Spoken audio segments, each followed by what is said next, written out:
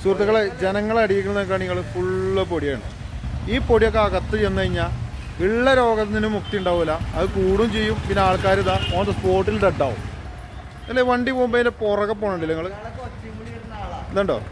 വണ്ടി പുറകെ പോകുമ്പോൾ അതിൻ്റെ കൂടെ പോണ പൊടിയാണ്. ഈ പൊടിയൊക്കെ എവിടെ പോയിട്ട് നിൽക്കുന്നത്? അതേപോലെ ഓരോ ഭാഗത്ത് കൂടെ. അപ്പോൾ എന്താ പറയുക വെച്ചാൽ ഇത് വെച്ച് പൊറപ്പിക്കാനാവില്ല. ഇതിന് എന്തെങ്കിലും ഒരു പോകുമ്പോൾ കണ്ടേ പറ്റുള്ളൂ. അപ്പോൾ സുഹൃത്തുക്കളെ, നമ്മൾ ജനങ്ങളുടെ പ്രതികരണം എങ്ങനെയുണ്ടെന്ന് നോക്കാം. പറഞ്ഞോളി. ബുദ്ധിമുട്ടുണ്ട്. പൊടിയൊക്കെ ഇവിടെ ഇരിക്കാൻ കഴിയില്ല. നേരം വെളുത്തിട്ട് വൈകുന്നേരം ഇരിക്കല്ലേ പൊടിന്റെ ബിസിനസ് കാര്യമായിട്ടുള്ള കാര്യങ്ങൾക്ക് ബുദ്ധിമുട്ടാണല്ലേ?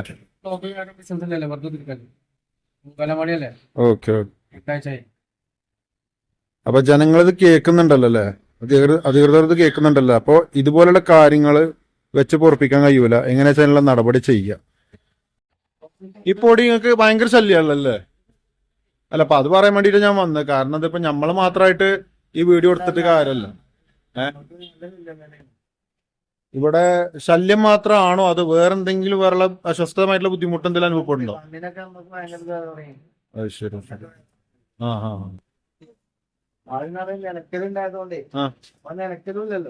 തോന്നിയ മാതിരിയാണല്ലോ ഇപ്പൊ. അത് ശരി.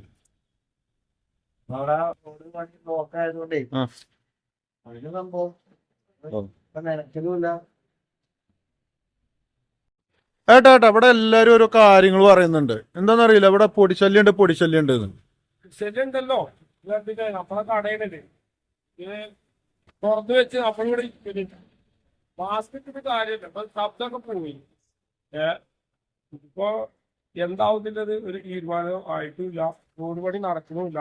പൈപ്പിന്റെ പണി അവരിങ്ങനെ മാറ്റിട്ടെടുത്ത് പോയി. നമുക്കിപ്പോ കട നിർത്താൻ പറ്റാത്തൊരവസ്ഥയാണ്. നമ്മുടെ നിത്യ ജീവിത മാർഗം എന്ന് പറയുന്ന ഓരോരോ പരിപാടികളാണ്. നമ്മളിപ്പോ ലോട്ടറി ഇട്ടിട്ടാണ്.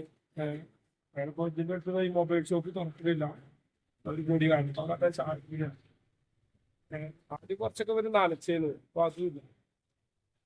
ഇന്നത്തെ കടക്കാരുടെ അവസ്ഥയൊക്കെ വളരെ പരിതാപകരമാണ്. അപ്പോൾ അധികൃതർ എന്തെങ്കിലും ഒരു തീരുമാനം എടുത്തിട്ടില്ലെങ്കിൽ ജനങ്ങൾ മുന്നിട്ട് ഇറങ്ങേണ്ടി വരും.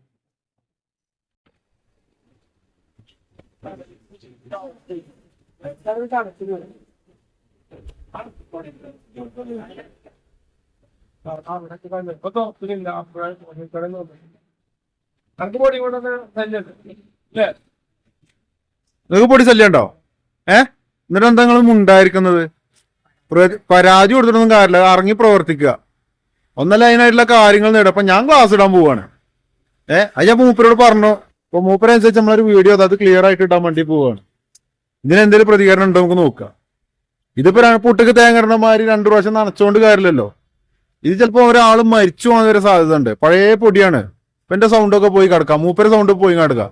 മിനിറ്റിന് സൗണ്ട് പോവാണ്. അപ്പൊ ഇത് കൊറോണ മാതിരിയാണ് സംഭവം. അപ്പൊ നമ്മളായിട്ട് മറ്റുള്ളവർക്ക് ഒരു ബുദ്ധിമുട്ട് ഉണ്ടാക്കണമില്ല, അതുപോലെ നമ്മക്കായിട്ട് ബുദ്ധിമുട്ട് ഉണ്ടാക്കുന്നില്ല. ഭയങ്കര ശല്യമായി പോയി ഇത് ജീവിക്കേണ്ട മനുഷ്യന്മാർക്ക്.